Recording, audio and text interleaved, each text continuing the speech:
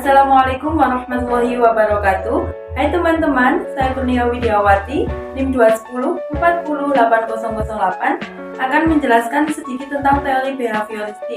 Apa sih teori behavioristik itu? Yuk simak video selanjutnya. Teori behavioristik adalah teori yang berkonsentrasi tentang tingkah laku dari kata behavior yang artinya tingkah laku yang dapat dicermati dan dapat diukur. Teori belajar behavioristik adalah teori belajar yang mengedepankan perubahan perilaku peserta didik sebagai hasil proses pembelajaran.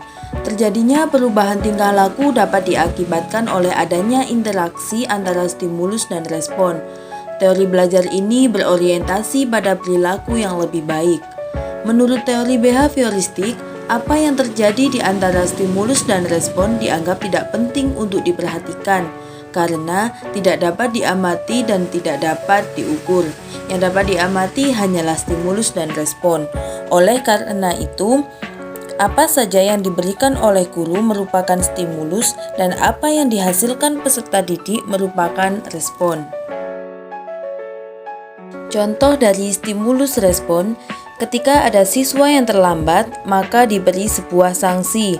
Hal itu dilakukan agar siswa tidak mengulangi hal yang sama.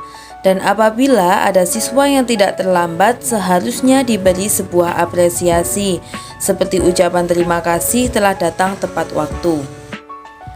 Tokoh-tokoh teori behavioristik. Yang pertama, menurut John Watson, behaviorisme klasik.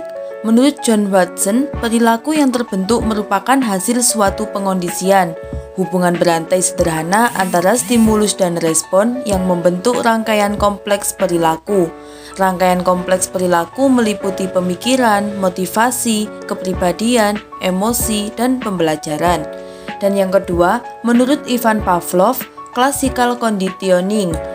Pavlov mengungkapkan bahwa kita bisa menghasilkan suatu respon dengan mengombinasikan dua stimulus, stimulus alami dan stimulus buatan. Dan yang ketiga, menurut Edward L. Thorndike, Law of Effect.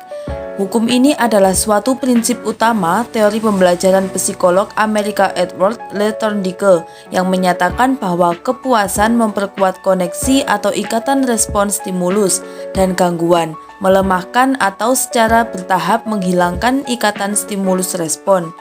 Dan yang terakhir, menurut Skinner, operant conditioning. Operant conditioning atau pengondisian operan adalah suatu proses penguatan perilaku operan, penguatan positif atau negatif yang dapat mengakibatkan perilaku tersebut dapat berulang kembali atau menghilang sesuai dengan keinginan. Nah, itu tadi sedikit penjelasan tentang teori behavioristik. Ada kurang lebihnya saya mohon maaf. Saya akhiri. Wassalamualaikum warahmatullahi wabarakatuh. Sampai jumpa teman-teman.